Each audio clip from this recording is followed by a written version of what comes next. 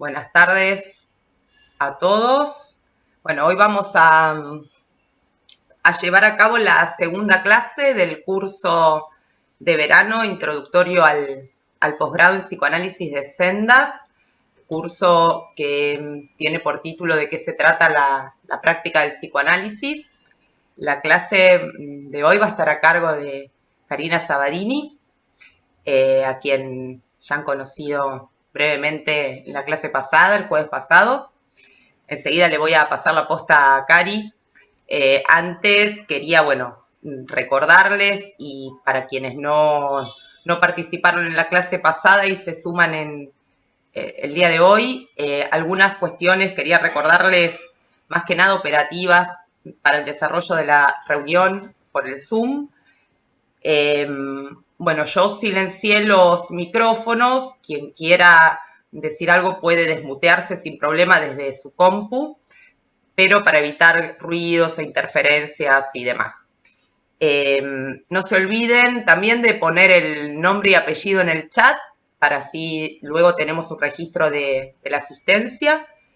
Y las preguntas, comentarios, intervenciones que quieran realizar, es más ágil que las escriban a través del chat, después nosotros las relevamos para poder darles respuesta. Y una última cuestión, Estela, ayer o antes de ayer, me compartió un posteo, un link de un posteo del Facebook que les vamos a compartir por mail en estos días, que viene a cuenta, es de una página de arte del Facebook, que justo alguien trabaja sobre el cuadro de Rembrandt que compartimos en la clase pasada, dando detalles del cuadro, de la obra y demás que vienen muy a cuenta de los desarrollos que fue haciendo Estela en la clase. Así que después vamos a buscar una forma de hacérselo llegar a través del mail. Bueno, le paso la posta a Cari entonces. Hola, bueno, quería compartirles, comentarles que cuando pensaba, ¿no? ¿Por qué había elegido este texto para armar la clase? Se me ocurrió, ¿no? Digamos, contarles que, bueno, no sé si habrán tenido la oportunidad de leerlos, pero son textos muy llevaderos, elocuentes y que tienen una coherencia. Pero además lo que me había surgido cuando pensaba transmitirles por qué los había elegido es que para mí estos textos transmiten algo del espíritu de Sendas, ¿no? Y cuando se me vino esta palabra espíritu, me sonó un poco discordante o algo no me cerraba de esta palabra, quizás por las resonancias que para mí tenía esta palabra, ¿no? Resonancias quizás religiosas, vaya a saber mis prejuicios, ¿no? Pero enseguida recordé que Lacan en el seminario 5 toma esta palabra porque en francés el witz, el chiste, ¿no? El texto de Freud, se traduce como mot d'esprit, ¿no? Y entonces Lacan toma esta palabra espíritu, ¿no? Para hablar de la agudeza. Ustedes saben que el seminario 5 es ese seminario donde Lacan desarrolla, ¿no? su teoría del significante y la construcción del grafo, ¿no? Pero no solamente esto, sino es que el azar también me llevó a encontrarme con un texto de Freud, un texto muy temprano, de 1890, que se llama, y fue traducido como Tratamiento por el Espíritu, ¿no? Y fue muy grato encontrarme con ese texto, ¿no? Porque allí habla del del poder ensalmador, ¿no? De las palabras, del poder curativo de la palabra. Y se encuentra con eso a partir, digamos, todo el desarrollo es a partir de la hipnosis, ¿no? Se encuentra a partir de la hipnosis con el poder sugestivo de la palabra y el poder curativo, ¿no?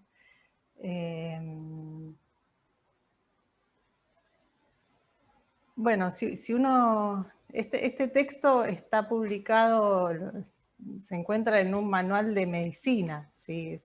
Los primeros textos de Freud. Y si uno también lee las cartas de Freud en su juventud, son cartas donde se puede reconocer ya el valor que Freud le da a lo que él va a llamar después el estado anímico, ¿no? Las emociones, las expresiones, la capacidad que tenía de discernimiento, ¿no? Antes de encontrarse, ¿no? con su descubrimiento. Pero bueno, esto es medio anecdótico, aunque van a ver que tiene alguna relación con lo que les quería plantear hoy. Lo que les propongo hoy es una lectura, un recorte de estos textos de glosas, como les comentaba la otra vez, que es una publicación de Sendas, ¿no? Y como todo recorte es una lectura y obviamente podría haber muchas otras, ¿no? En general este curso lo dábamos en Sendas, en la sede, ¿no? Y bueno, la presencialidad permitía otro tipo de intercambio, ¿sí? Donde nos presentábamos todos, más o menos contaban cada uno por dónde andaba, de dónde venía, ¿no? Y quizás la dinámica era distinta, ¿no? Y el intercambio era distinto. Pero bueno, me da la impresión que voy a hacer un poco aguafiestas, ¿no? Porque lo que tengo para decirles hoy versa alrededor de la dificultad del psicoanálisis, ¿no? Y también la dificultad del psicoanálisis se puede abordar desde distintas aristas, ¿no? Yo voy a tomar algunas que me gustaría que pensemos. Hay un texto de Freud que se llama Una dificultad del psicoanálisis, que es donde él sitúa, ¿no? las tres afrentas que sufre el narcisismo de la humanidad, ¿no? Una de ellas, todos la conocen, las tres supongo que las conocen, es cuando Freud la llama la cosmológica, ¿no? Que es el descubrimiento copernicano, que bueno, no fue solo Copérnico el que lo descubrió, pero que la Tierra no es el centro del universo. La segunda es la biológica, ¿no? Que el hombre, digamos, la teoría evolucionista de Darwin, ¿no? Y la tercera es el descubrimiento de Freud, ¿no? De que el hombre no es profeta en su tierra. Bueno, acá me vuelven las reminiscencias religiosas, pero lo que dice Freud en realidad es que el yo no es dueño de su alma, ¿no?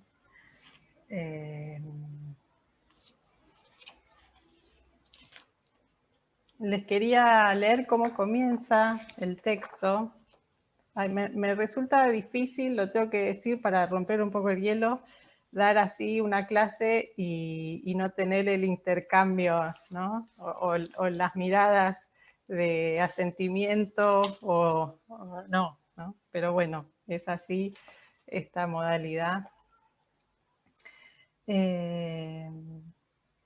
Dice, desde el comienzo mismo quiero decir que no me refiero a una dificultad intelectual, algo que impidiera al receptor, oyente o lector, entender el psicoanálisis, sino a una dificultad afectiva, algo por lo cual el psicoanálisis se enajena los sentimientos del receptor, disuadiéndolo de prestarle interés o creencia. Como se advierte, ambas clases de dificultades desembocan en lo mismo.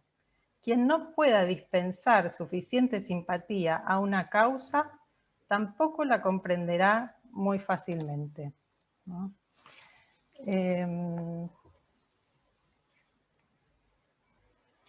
Bueno, los textos de glosa, los dos primeros, abordan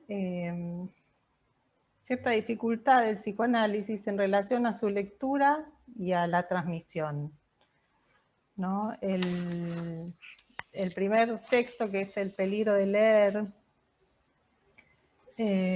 habla de, bueno, cómo fue la llegada del psicoanálisis lacaniano a la Argentina, ¿no? Cómo fue la llegada de los textos de Lacan, ¿no? Y cómo, digamos, si la dificultad, no solo por la falta de traducción, porque los textos llegaban desordenados respecto de la secuencia, ¿no? Sino además por la dificultad, todos sabemos que implica la lectura, ¿no? Pero además, lo que trata también de situar ahí Estela es la posibilidad de hacer una lectura respecto a la historia del psicoanálisis, en relación a cuáles son los efectos que produjo, ¿no? Los efectos discursivos que se produjeron, ¿no? Así también como se puede pensar los efectos discursivos que se produjeron luego de Freud, por ejemplo, con los postfreudianos, ¿no? Y con respecto a esto de hacer una lectura, me quedó resonando la pregunta de Estela. ¿Se acuerdan la vez pasada que ella dijo, bueno, hizo esta invitación a leer a Freud como si fuera la primera vez, ¿no? Y a raíz de eso me acordé de un dramaturgo, de Luigi Pirandello, no sé si lo habrán leído alguna vez, que cuando escribió su obra 6 personajes en busca de un autor, es un dramaturgo contemporáneo a Freud, italiano, ¿no? Que a mí me gusta mucho. Fue muy criticada esta obra, y en el prefacio escribió una defensa, ¿no?, de esa obra, y les quería compartir un fragmentito, unas palabras, ¿no?, que él escribe allí. Dice: lo mismo que siempre que abramos el libro, encontraremos a Francesca viva confesando a Dante su dulce pecado. Y si volvemos a leer aquel pasaje 100.000 veces seguidas, otras tantas volverá a decir Francesca sus palabras, no repitiéndolas mecánicamente, sino diciéndolas por primera vez, cada vez, con tan viva e improvisada pasión que Dante se desmayará al oírlas cada vez. Alguna vez me contaron una anécdota, ¿no?, sobre la pregunta de qué es ser un actor, ¿no? Y la respuesta fue decir algo por primera vez, ¿no? Porque cada vez que un actor sale a escena, por más que haya leído 1000 veces, ¿no?, es como decirlo por primera vez. Pero bueno, nada, estos son condimentos que me resultaban interesantes para pensar esto, ¿no? La dificultad del psicoanálisis, los efectos que se producen, ¿no? En la lectura, la transmisión del psicoanálisis, y metiéndonos más de lleno, ¿no? En el problema, digo, de la dificultad, pensando en los efectos que hoy encontramos, ¿no? Los que recogemos, que son resultados de esa historia, ¿no? Uno, hoy en día, el psicoanálisis se enseña en la facultad, ¿no? Hay muchas instituciones que enseñan psicoanálisis, y muchas veces lo que nos encontramos es con un saber congelado, ¿no? Que se repite sin saber qué se quiere decir. Casi como si se hubiera inventado un idioma nuevo o un código nuevo, ¿no? Como si se hablara en lacaniano, ¿no? Y uno no sabe a qué se refiere. En relación a esto, ¿no? De los términos con los que cuenta el psicoanálisis, hay una frase en el último texto de Glosas, ¿no? Digamos, que nos comparte Juan Molina respecto de que una de las dificultades del psicoanálisis, y que una de las dificultades y las riquezas del psicoanálisis, ¿no? Es que está hecho de términos que provienen de otras disciplinas, de otros discursos, ¿no? Pero que al pasar por el psicoanálisis, por el tamiz, llamémoslo así, del psicoanálisis, cobran otro sentido, pero un sentido que no deja de estar en discusión, ¿no? Permanente con ese sentido que portaban de los discursos de donde provenían, ¿no?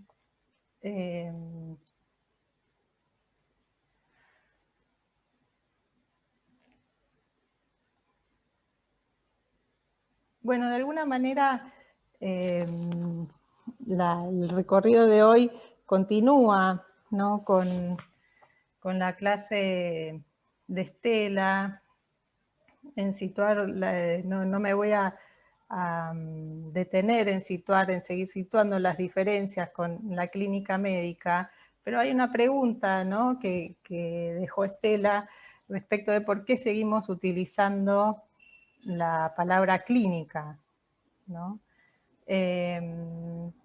Y bueno, no la voy a responder esa pregunta, ¿no?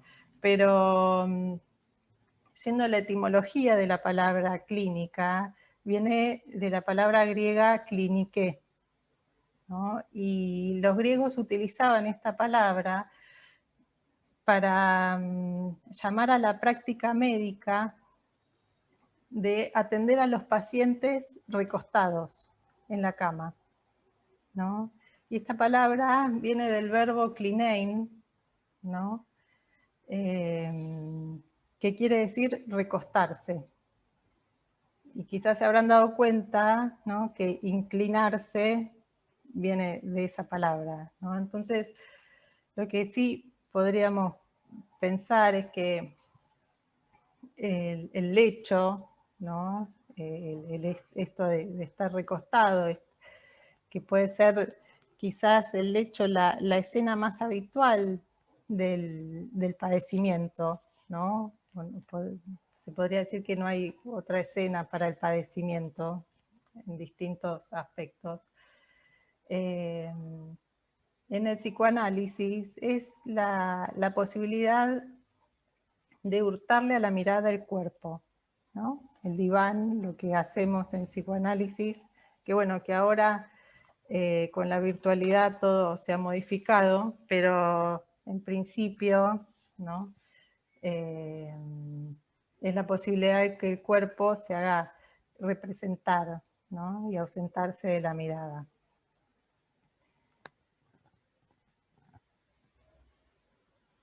Con respecto a lo que se habló la vez pasada, ¿no? De las diferencias entre la clínica médica y el psicoanálisis, bueno, se había situado que en el psicoanálisis no se permiten los testigos, ¿no? Que la situación es completamente distinta, que no hay un maestro que in situ, ¿no?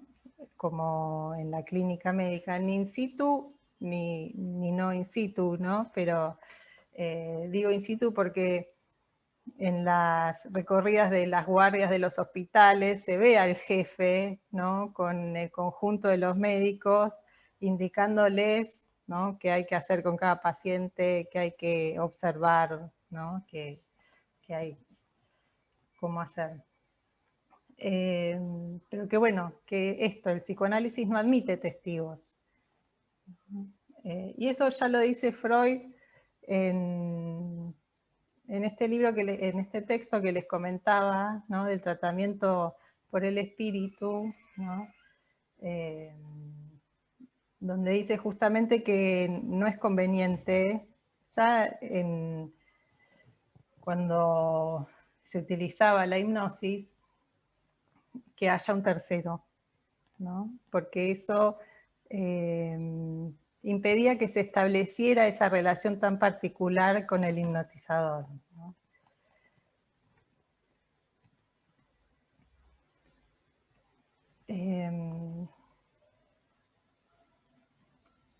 La otra cuestión, la otra diferencia con la medicina, con la clínica médica, es que no hay enseñanza clínica del psicoanálisis, ¿no? Y no hay enseñanza clínica del psicoanálisis porque no se puede enseñar clínicamente y además porque no hay teoría de la interpretación, ¿no? En ningún lugar Freud dice cómo interpretar. ¿Cómo interpretar en este sentido que estamos ubicando respecto de la clínica médica? ¿Sí? En una teoría, ¿sí? Donde se siguen pasos o donde hay una secuencia lógica, ¿no? Que, bueno, si tal cosa, ¿no? Entonces advendría tal interpretación.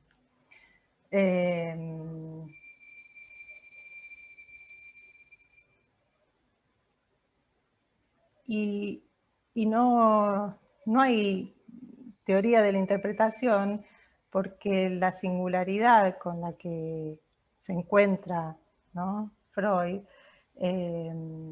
agujerea cualquier saber, ¿sí? Y me interesa, ¿no? Como en esta línea de la dificultad del psicoanálisis, que quizás hoy pueda quedar esbozado de qué se trata esta singularidad, ¿no? ¿Qué decimos cuando decimos singularidad? Que es, digamos, un concepto enorme, ¿sí? Digamos, yo creo que, digamos, todo el recorrido del psicoanálisis se aboca a eso, pero bueno, quizás hoy simplemente podamos decir algo al respecto.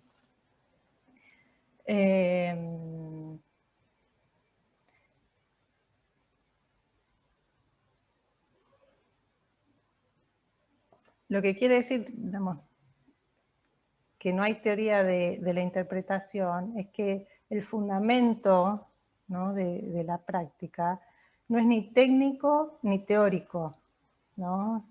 No hay, técnico en el sentido de que no hay una técnica a seguir, en el sentido, ahora lo vamos a ver esto, ¿no? Respecto del método, de cómo pensar esta cuestión, ni teórica, bueno, por lo mismo, ¿no? Porque no hay una teoría cerrada, ¿no? Que diga cómo interpretar.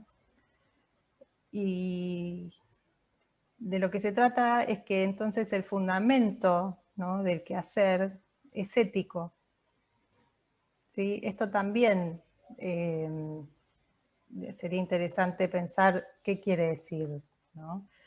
En un sentido, quiere decir que no hay garantías, no tenemos garantías, ¿no? Ni del hacer, ni del saber. porque no hay garantía científica de la verdad, ¿no?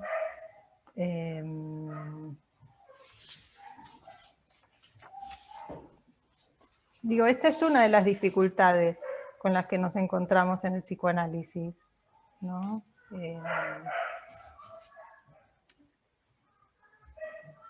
Que, digamos, que no haya teoría, ¿no? No significa, y que no se pueda enseñar el psicoanálisis, no significa que no se pueda enseñar clínicamente el psicoanálisis, que digamos, no haya una argumentación, que no haya un intento, ¿no?, permanente, un esfuerzo de Freud por circunscribir y sentar las bases, ¿no?, de hacer del tratamiento psicoanalítico algo que lo diferencie de cualquier otra terapia, ¿no? Pero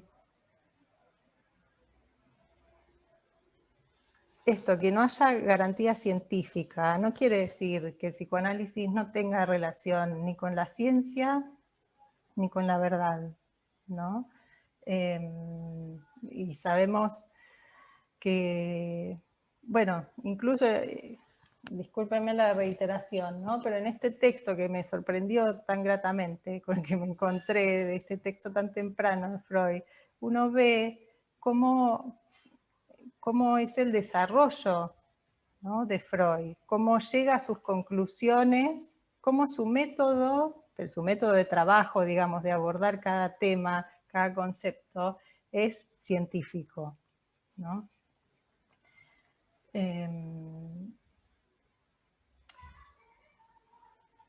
Y para pensar la relación del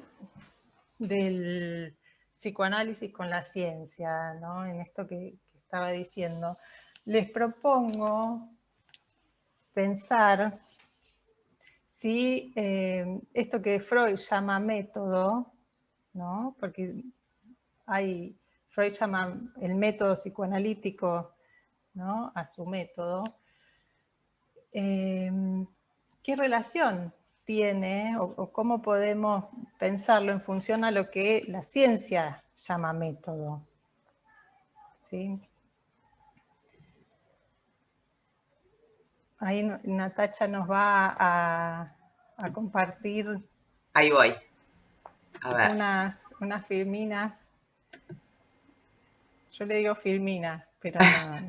quedó ese nombre. A ver. Decime, Cari, si se visualiza bien. Sí, bárbaro. Perfecto.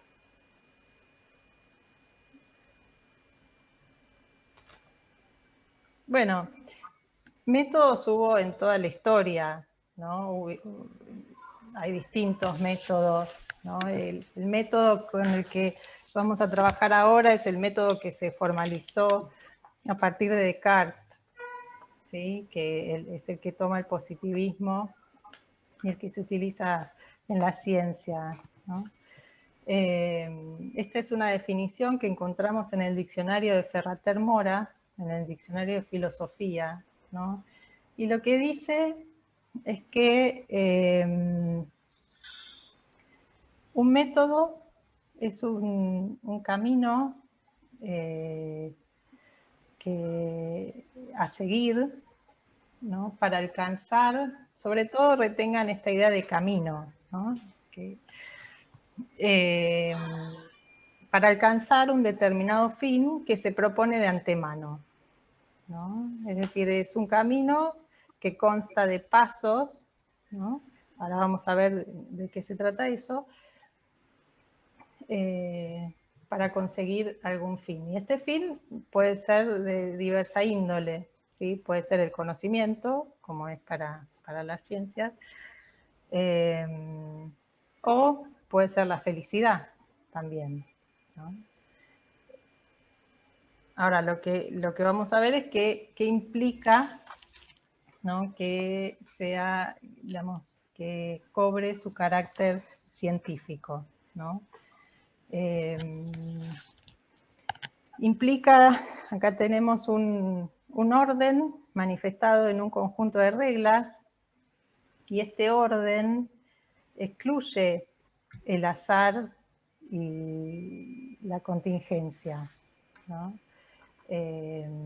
Porque lo que dice el método es que si se llega al mismo fin por el azar, ya deja de ser, digamos, lo que dice la teoría, ¿no? Deja de constituirse el método.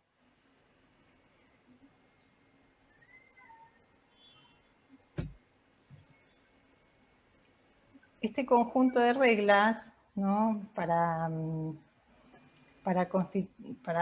constituirse en su carácter científico,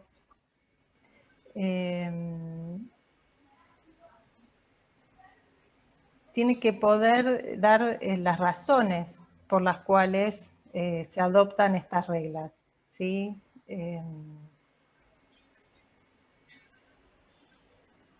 Voy a pasar a la segunda. Dale. Ay, espera. Ahí estamos. Todo, en general, siempre hay métodos implícitos en las cosas que hacemos, ¿no? En las costumbres, en los hábitos, quizás los obsesivos son los que más saben de esto, ¿no? Pero para que se constituya, ¿no? en un saber que se diferencie del saber vulgar, de lo que se trata es de, bueno, poder establecer las razones por las cuales se siguen ciertos pasos y ciertas reglas, ¿no? Una de las cuestiones discutidas es si hay un método para cada realidad o si el método debe ser adecuado a la realidad que intenta abordar, ¿no? Porque no es lo mismo, no sería lo mismo el método para las ciencias duras, para la matemática, ¿no? Que, por ejemplo, para la historia.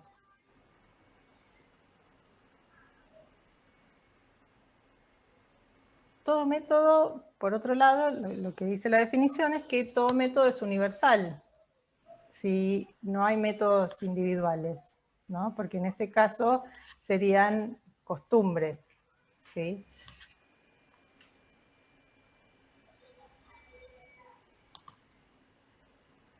Y es universal en la medida también en que pueda ser utilizado por cualquiera, ¿no? Lo que dice Descartes es que no hace falta la jerarquía, ¿no? Respecto del saber para poder realizar, para poder, sí, llevar a cabo el método, ¿sí?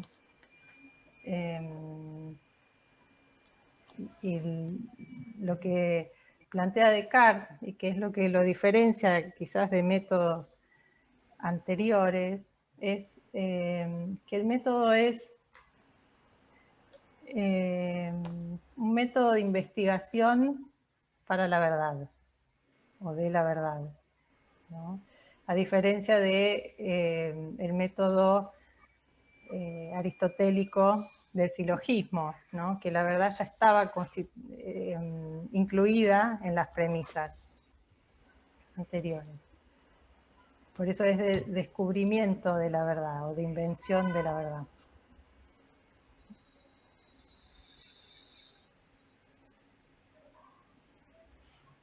Quería compartirles una referencia que encontré para pensar la diferencia entre el saber vulgar y el saber científico, ¿no? O el saber crítico. También en un libro sobre filosofía, sobre principios de la filosofía, de Adolfo Carpio, que es un filósofo argentino, un docente conocido de la facultad, que dice así. Digo, esto también para pensar lo que venía hablando respecto de la lectura, ¿no? Y de qué posición se toma frente a la lectura. Se adelantó que ambos tipos de saber, el vulgar y el crítico, marchan frecuentemente enlazados el uno con el otro. Y en efecto, sufren diversos tipos de influencias recíprocas. De modo tal que en muchos casos puede presentarse la duda acerca de si determinado conocimiento pertenece a una u otra forma de saber.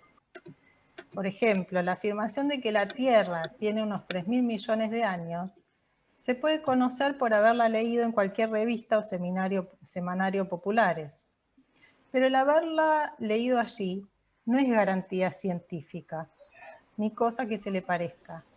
Ese conocimiento puede parecer científico, pero en tanto que uno se limite a repetirlo sin más, y en tanto se lo haya extraído de fuente tan poco seria, será un saber vulgar y no crítico, porque no se dispone de los medios para fundamentar la afirmación. Pero formulada en un tratado de geología, en cambio, sí tendrá carácter crítico. De manera que la característica que permite separar el saber vulgar del crítico no está tanto en el contenido de los conocimientos, en los que estos afirman, cuanto en el modo en que lo afirman, en que estén convenientemente fundados, en nuestra actitud frente a ellos.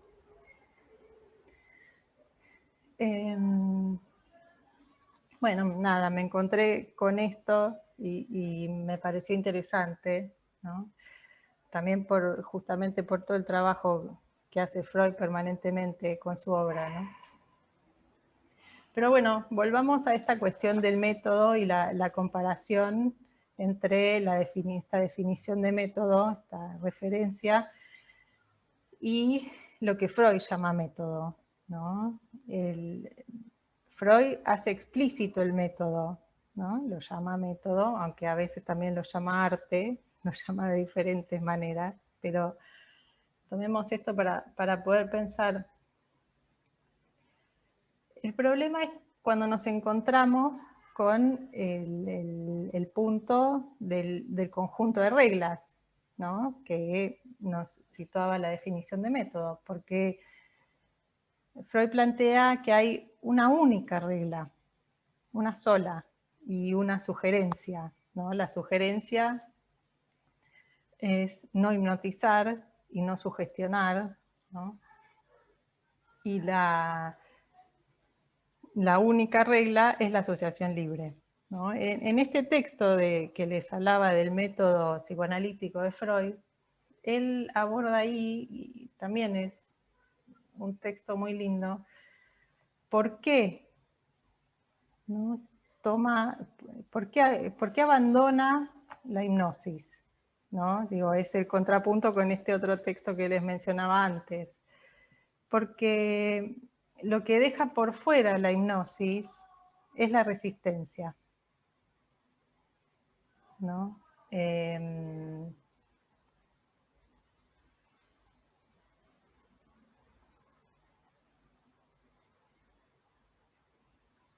Es decir, el punto donde un paciente, en tal caso, tiene que responder, ¿no?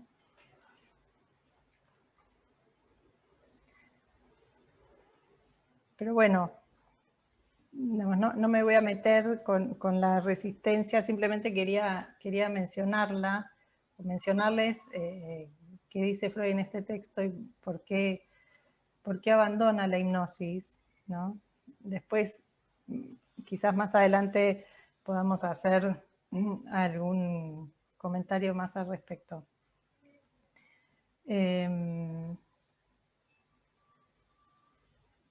Bueno, ¿no? La cuestión, por un lado, es esta, que es una única regla, ¿no? Y que es una regla resistente a cualquier tipificación, ¿sí? En función a esto que decíamos del método, de las razones por las cuales se adopta una regla, lo que podemos decir es que es la única regla, el único modo, ¿no?, con el que Freud encuentra para abordar esto que es su descubrimiento, que es el inconsciente, ¿no?, esta realidad tan particular con la que se encuentra. Habíamos hablado también en esta definición de método, ¿no?, que cada método debía ser adecuado a la realidad que quería abordar, ¿no? Con lo que se encuentra Freud, con esta excepción con la que se encuentra, que es el inconsciente, el único modo de tratar con esa excepción es la asociación libre, ¿sí? Yo quería, bueno, llegar a este punto y resaltar esto, ¿no? Y en relación también a lo que decía al comienzo, del valor de la palabra, ¿no? Y el valor, la función de la palabra con la que se encuentra Freud, ¿no? Que no es cualquier cosa la asociación libre, ¿no? A mí me parece que a veces no se le da la dimensión que tiene, ¿no?, en lo que hacemos, en el quehacer, ¿no? Hablando de la práctica clínica, ¿no?, me parece fundamental dimensionar esto, la función que tiene la asociación libre.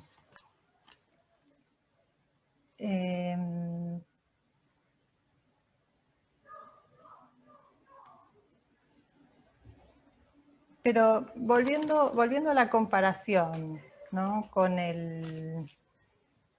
la definición de método, tenemos el método, según Freud, tenemos la regla, ¿no?, tenemos la realidad que intenta abordar. Por un lado, la diferencia es que la asociación libre o el método de Freud no trata de ordenar una realidad, ¿no? No se trata de pasos a seguir. Por eso quería que retengan la idea de camino, ¿no?, porque justamente la asociación libre es lo que permite la puesta en acto de esa realidad, ¿no?, que es muy diferente a abordar una realidad dada, ¿no?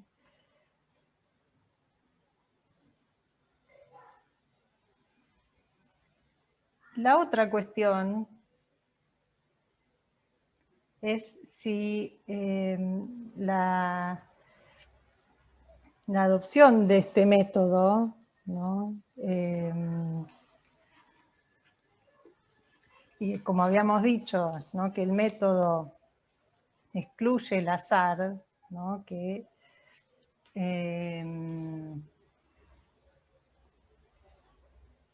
digo, la cuestión es si este método psicoanalítico también deja por este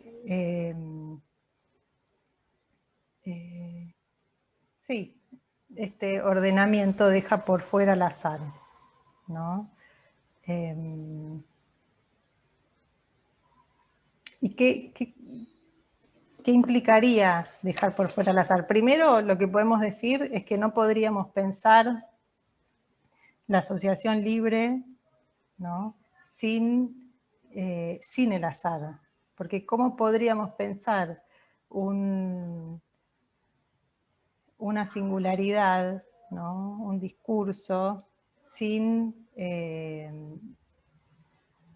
esté atravesado por el azar? ¿Sí? Esto que les comentaba al principio, de cómo pensar una singularidad. Bueno, yo no sé si están escribiendo alguna pregunta, o porque no tengo acá el chat al lado, pero no. Bueno, cualquier cosa, quedan las No, preguntas. por ahora no, Cari. Quedan las Yo preguntas las voy viendo. para el final, si es que voy muy rápido, o bueno, si habría que quizás ampliar alguna cuestión.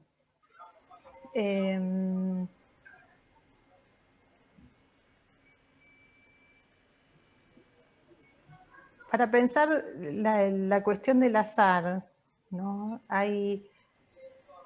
Saben que Freud habló y se lo, digamos, consideró como determinista, ¿no? Digamos, en la ciencia van de la mano, ¿no? La teoría o la idea determinista con el método, ¿sí? A ver, quizás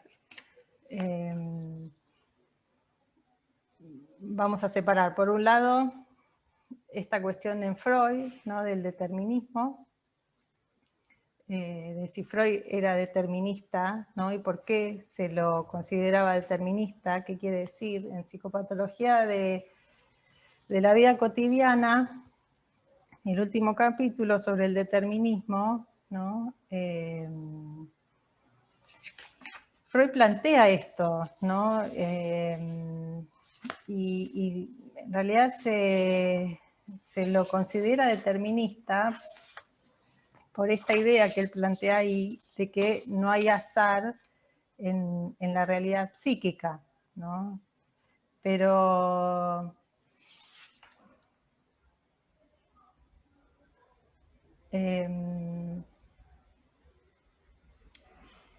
vayamos primero a ver qué dice el determinismo, ¿no? En las ciencias, también para hacer el contrapunto como hicimos con el método, para entender qué quiere decir, ¿no? A ver, y que pensemos si se puede decir que Freud era determinista o no, ¿no? Y ahora vamos de nuevo a psicopatología de la vida cotidiana.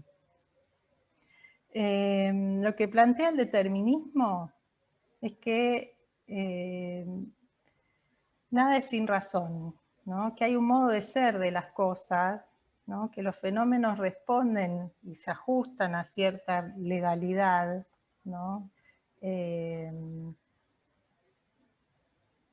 Y que esa manera de ser de las cosas, esa legalidad, puede ser dilucidada, ¿sí? Fíjense que esto está en relación con el método, porque si no hubiera un modo de ser de las cosas que pudiera ser dilucidado, no se podría pensar en un método para acceder a eso, ¿no?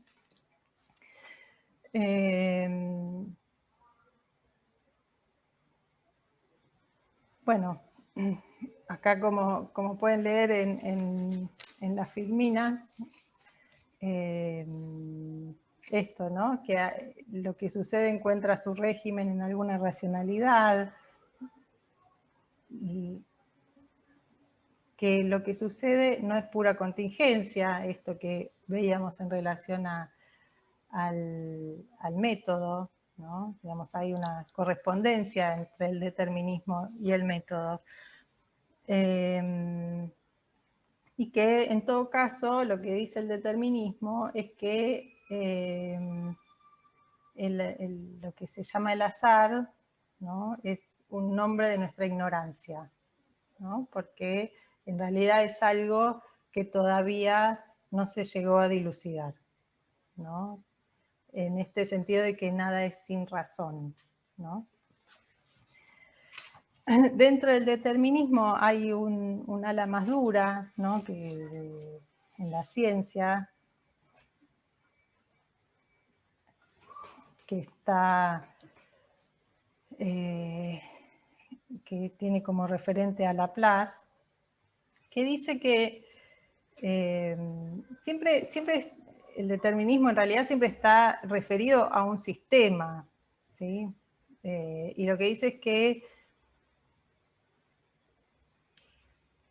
si conozco los datos de un sistema en un momento dado, puedo reconstruir su pasado y predecir su futuro, ¿no?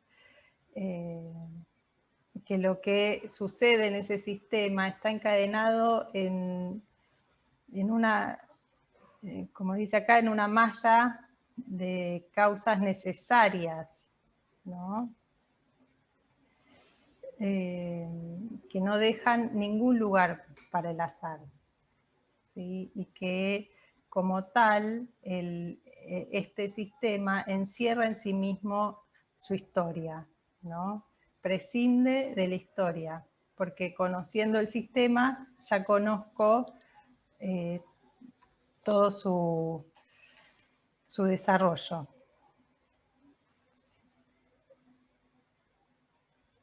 Es decir, que me parece que lo que se puede resaltar en esta idea de determinismo, ¿no?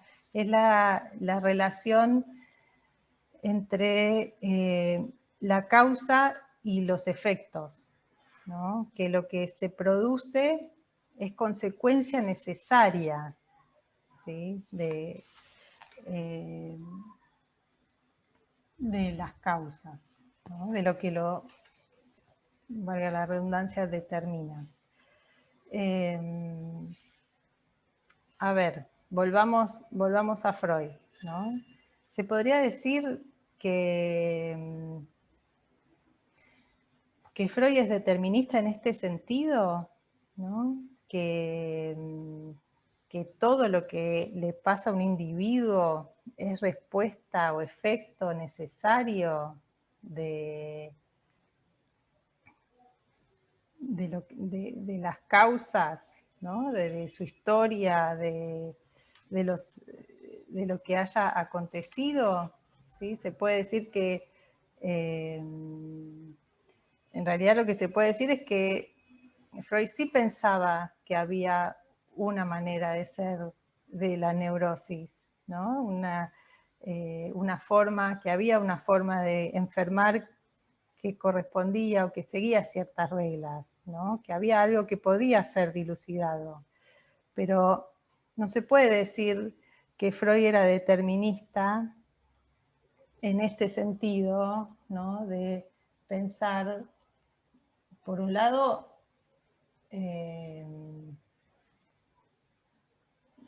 obviamente de prescindir de la historia, de pensar que hay una única manera de ser de las cosas, porque lo que dice el determinismo es que la explicación, explicar un fenómeno en sentido duro, digamos, es que explicar que algo sucede de una manera y que es la única manera posible en que, digamos, en que eso haya sucedido, ¿no? Que ha sucedido eso y no otra cosa, ¿no? En cambio, el psicoanálisis, y Freud lo dice, y me gustaría leerles un fragmento de lo que dice Freud en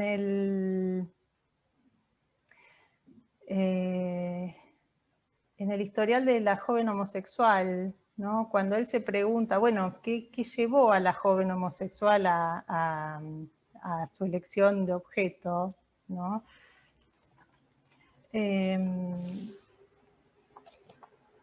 Y no sé si recuerdan, si lo han leído, pero lo que él plantea es bueno, él va a buscar a la historia, ¿no? Para explicar para entender lo que ha sucedido, ¿no? Lo que le ha sucedido a la joven homosexual. Pero lo que dice, a ver si me siguen en esto que él escribe acá, es que él puede dar cuenta, ¿no? Siguiendo, llenando las lagunas. A ver, se los leo. Porque se acuerdan que lo que él ubica es que es el nacimiento de un hermanito tardío lo que produce el desvío, me van a linchar si digo eso, pero lo que lleva a la joven homosexual a la elección de objeto homosexual, ¿no?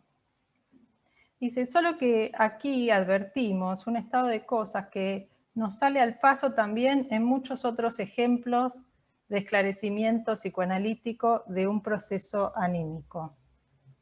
Durante todo el tiempo en que perseguimos el desarrollo desde su resultado final hacia atrás, se nos depara un entramado sin lagunas y consideramos nuestra intelección acabadamente satisfactoria y quizás exhaustiva. Pero si emprendemos el camino inverso, si partimos de las premisas descubiertas por el análisis y procuramos perseguirlas hasta el resultado, se nos disipa por completo la impresión de un encadenamiento necesario, que no pudiera determinarse de ningún otro modo. Reparamos enseguida en que podría haber resultado también algo diverso, y que a este otro resultado lo habríamos podido comprender y esclarecer igualmente bien. La síntesis no es, por tanto, tan satisfactoria como el análisis. En otras palabras, no estaríamos en condiciones de prever, conociendo las premisas, la naturaleza del resultado, ¿no?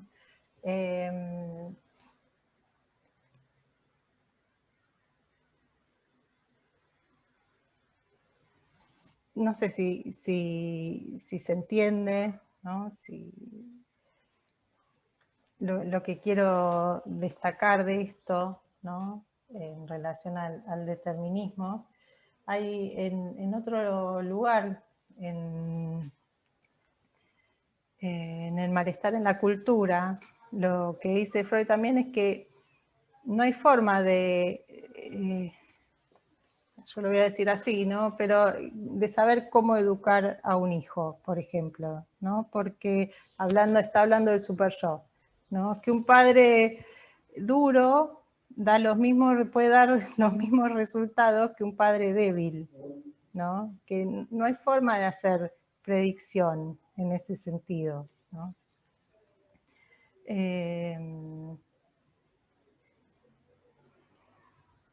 Y con respecto a lo que plantea Freud en psicopatología de la vida cotidiana en relación al determinismo, ¿no? Es que lo que se impone es un sentido, ¿sí? Pero él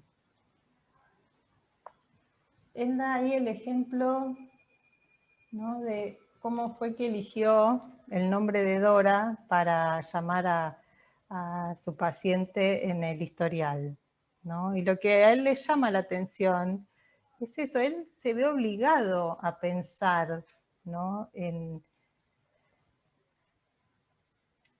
en eso que él llama determinismo, ¿no? Que obviamente no es lo mismo que el determinismo en este sentido, ¿no? que veíamos recién de la ciencia, ¿no? Porque lo que se ve obligado a pensar es por qué, habiendo tantos nombres, ¿no?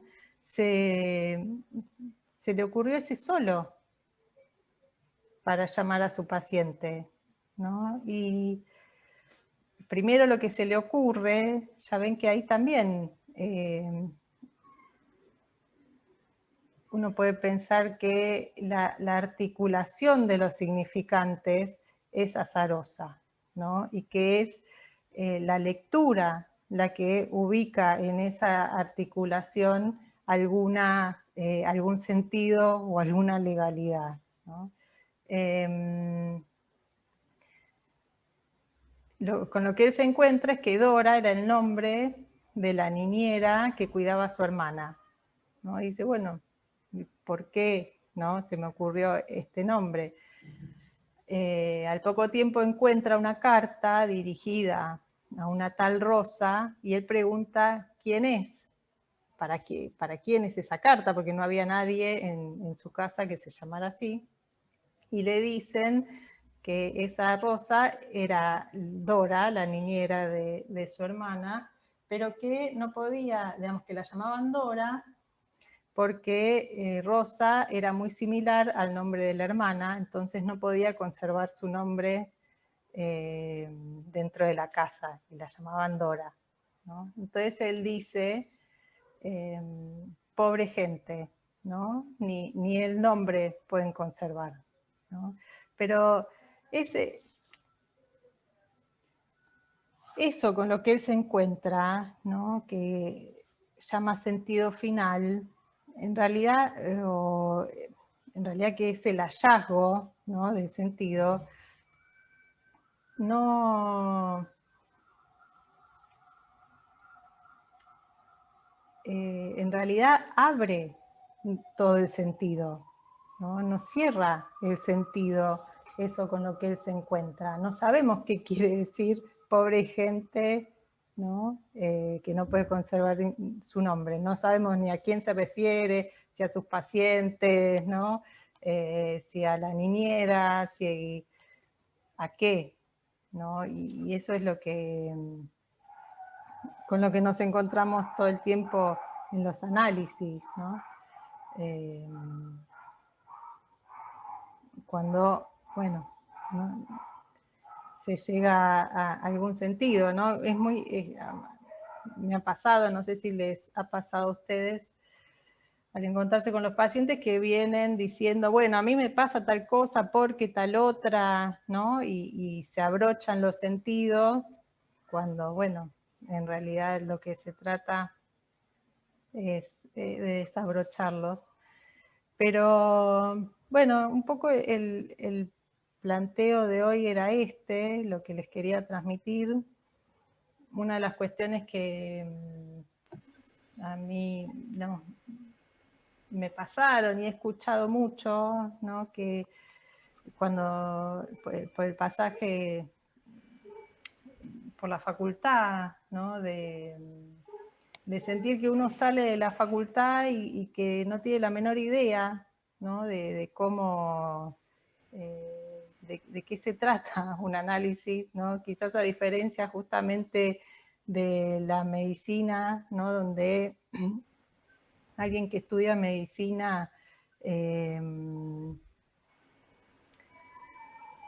bueno, se ha encontrado con pacientes, ¿no? Le han dicho cómo tiene que hacer, y bueno, la idea de transmitirles, quizás como les decía, un poco aguafiestas, ¿no? De la dificultad del psicoanálisis, era poder abordar estas cuestiones que hacen, a mi entender, a la riqueza del psicoanálisis, ¿no? A esa particularidad tan peculiar del psicoanálisis y que, bueno, que hace a nuestra práctica.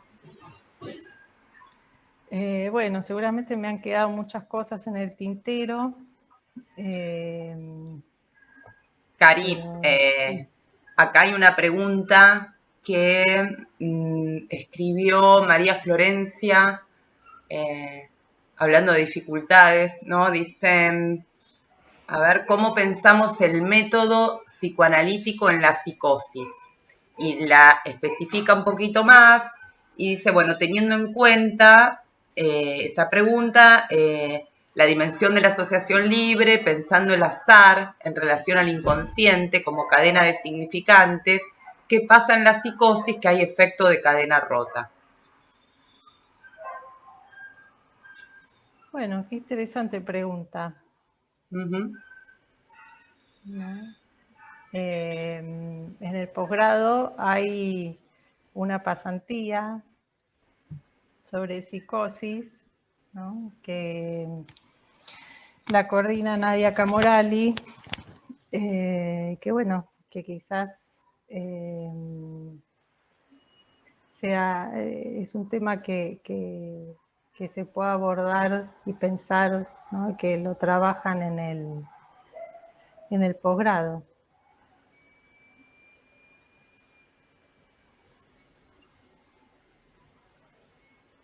Sí, habría que pensarlo. Uh-huh. Bueno, de hecho Freud decía que él no podía trabajar transferencial, digamos, él llamaba neurosis de transferencia a la histeria y a la neurosis obsesiva, ¿no?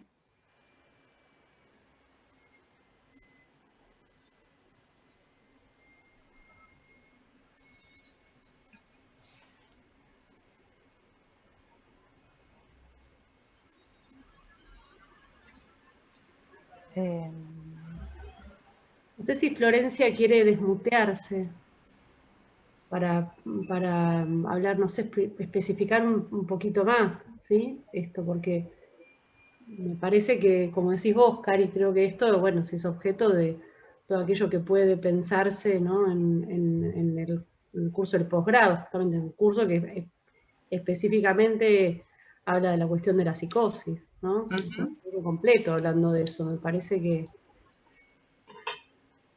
por la cuestión de la transferencia está lo que decías, Cari, ¿no? ¿Dónde está Florencia? Bueno, es difícil así.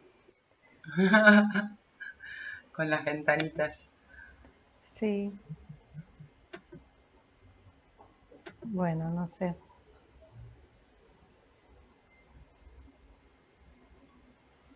Bueno. No, pero a lo mejor valorizar esta pregunta en función de lo que después ella le aportaba por el lado de la asociación libre, ¿no? Porque, digamos, me parece que del mismo modo que vos decías, Karina, que para Freud hay algo de la neurosis que tiene su propia legalidad, probablemente, bueno, en escritos muy tempranos de Freud, en la psicosis, uno podía pensar una cierta legalidad, sí. ¿no? Pero después está toda la cuestión de la singularidad y de la historia. Uno podría preguntarse en el caso de Schreber, por ejemplo, el azar hizo lo suyo. Por ahí, si no lo hubieran nombrado, digamos, no hubiera pasado lo que sucedió, ¿no? Hubieran pasado otras cosas tal vez. Pero bueno, no sé si lo de Florencia iba en ese camino o no, pero situarlo en relación a la cuestión de la asociación libre me parece que es un poco... va por el camino de lo que vos venías planteando, Karina, me parece. No, no, es que me parece una pregunta muy pertinente. No tengo la respuesta.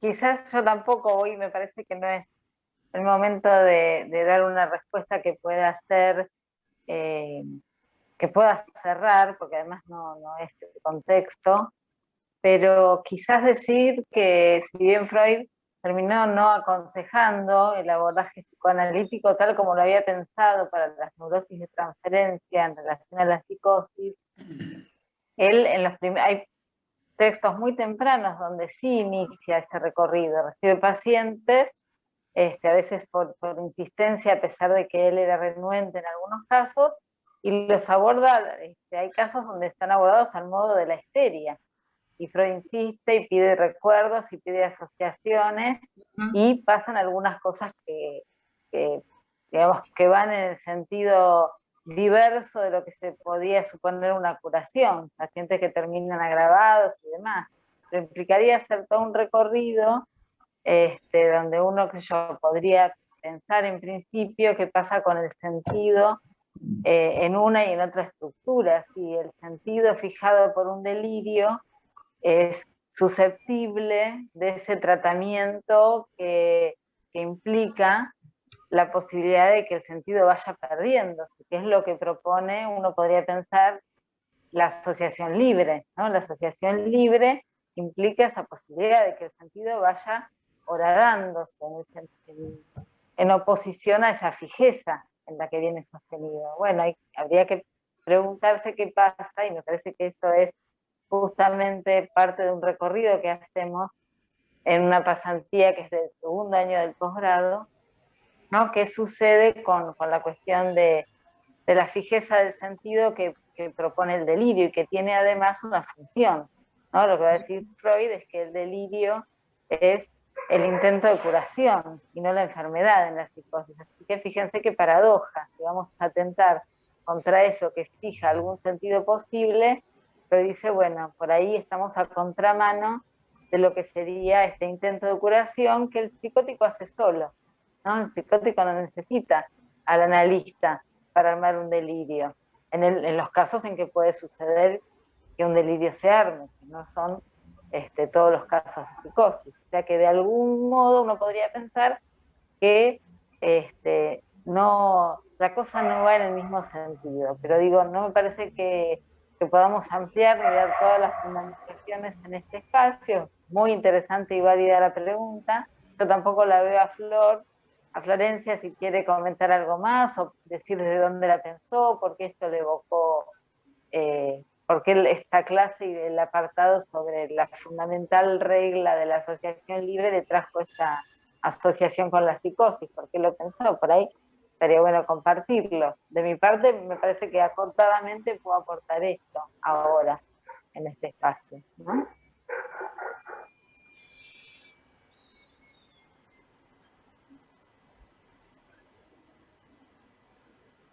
Bueno, no sé si se quiere ampliar algo de esto, si aparecen otras preguntas, vemos. Ahí contestó algo, Florencia. A ver. Dice que muy claro, era una pregunta para abrir a debate, no esperando una respuesta específica. Muchas gracias. Ah, ok, bueno. Genial. Dejamos los puntos suspensivos.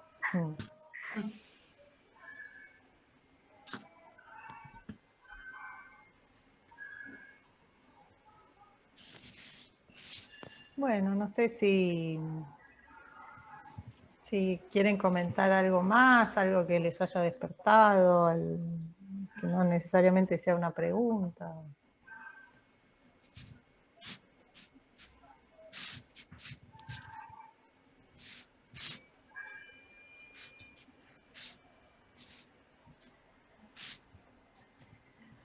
Bueno, si no, les comento que para la próxima la idea es pensar algo en relación a la interpretación, justamente porque no hay teoría de la interpretación. Eso no quiere decir, ¿no?, que no podamos ubicar las coordenadas de cómo pensar una interpretación, ¿no? Para lo cual les recomiendo, es decir, yo voy a tomar 3 capítulos del seminario 6, 3 clases, que son la 3, la 4 y la 5, que hablan sobre un sueño que interpreta Freud en el texto de Freud, los 2 principios del suceder psíquico, y que Lacan hace una lectura, una relectura de esa interpretación, ¿no? Entonces, bueno, están las 3 clases del seminario 6, los 2 principios del suceder psíquico, y vamos también a tomar un ejemplo que da Lacan en el seminario 1, en la clase 3, de una interpretación de una analista post-freudiana, ¿no? Para hacer una comparación.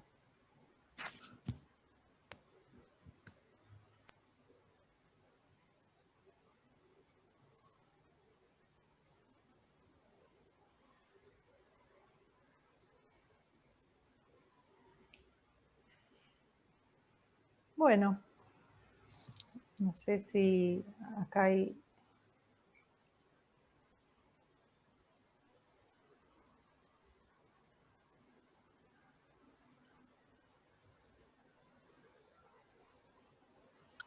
Si les parece, seguimos la próxima. Quizás la próxima, bueno, aparezcan preguntas respecto de lo que hablamos hoy, lo que se dijo hoy, y bueno, se puedan retomar también.